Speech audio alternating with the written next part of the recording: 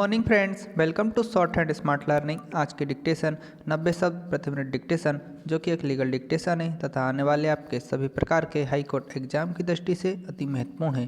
तो डिक्टेशन को अंत तक लिखें, साथ ही इसका ट्रांसक्रिप्शन भी जरूर करें। हमें कमेंट करके बताएं कि आपको डिक्टेशन कैसी लगी। डिक्टेशन को ज़्यादा से ज़्यादा शेयर कर दें ताकि सभी तक डिक्टेशन पहुँच पाए, और हमारे चैनल को जरूर सब्सक्राइब कर लें, साथ ही बेल आइकन को प्रेस करके, ताकि आपको सबसे पहले डिक्टेशन की नोटिफिकेशन प्राप्त हो पाए। डिक्टेशन शुरू होगी 5 सेकंड बाद। स्टार्ट। यदि किसी व्यक्ति द्वारा इस धारा के अधीन आवेदन या तो उच्च न्यायालय को या सेशन न्यायाधीश को किया गया है, तो उसी व्यक्ति द्वारा कोई और आवेदन उनमें से दूसरे के द्वारा ग्रहण नहीं किया जाएगा। विराम पैरा।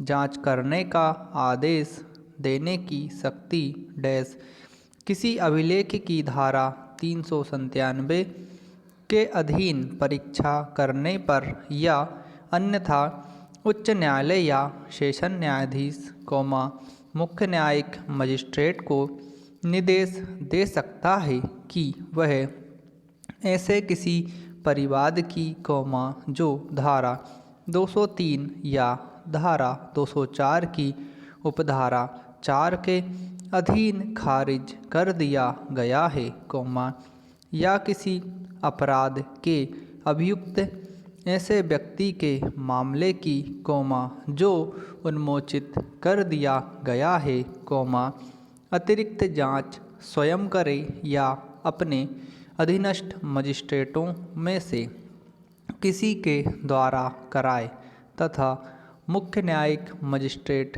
ऐसी अतिरिक्त जांच स्वयं कर सकता है या उसे करने के लिए अपने किसी अधीनस्थ मजिस्ट्रेट को निर्देश दे सकता है। विराम। परंतु कोई न्यायालय किसी ऐसे व्यक्ति के मामले में जो उन्मोचित कर दिया गया है, इस धारा के अधीन जांच करने का कोई निर्देश तभी देगा जब इस बात का कारण दर्शित करने के लिए कि ऐसा निर्देश क्यों नहीं दिया जाता चाहिए, ऐसे व्यक्ति को अवसर मिल चुका हो। विराम।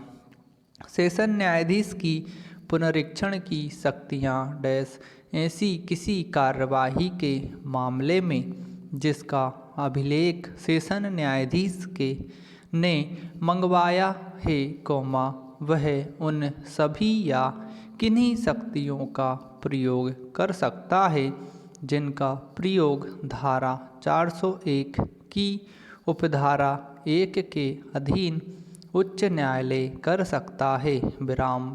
जहां सेशन न्यायाधीश के समक्ष पुनरीक्षण के रूप में कोई कार्यवाही उपधारा 1 के अधीन प्रारंभ की गई है, वहां धारा 401 की उपधारा 2, 3, 4 और 5 के उपबंध, जहां तक हो सके, ऐसी कार्यवाही को लागू होंगे, और उक्त उपधाराओं में उच्च न्यायालय के प्रति निर्देशों का यह अर्थ लगाया जाएगा कि वे सेशन न्यायाधीश के प्रति निर्देशित है।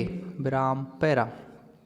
जहां किसी व्यक्ति द्वारा या उसकी ओर से पुनरीक्षण के लिए आवेदन सेशन न्यायाधीश के समक्ष किया जाता है, वहां ऐसे व्यक्ति के संबंध में उस बाबत सेशन न्यायाधीश का विनिश्चय अंतिम होगा, और ऐसे व्यक्ति की प्रेरणा पर पुनरीक्षण के रूप में और कार्यवाही उच्च न्यायालय या किसी अन्य न्यायालय द्वारा ग्रहण नहीं की जाएगी। विराम पैरा।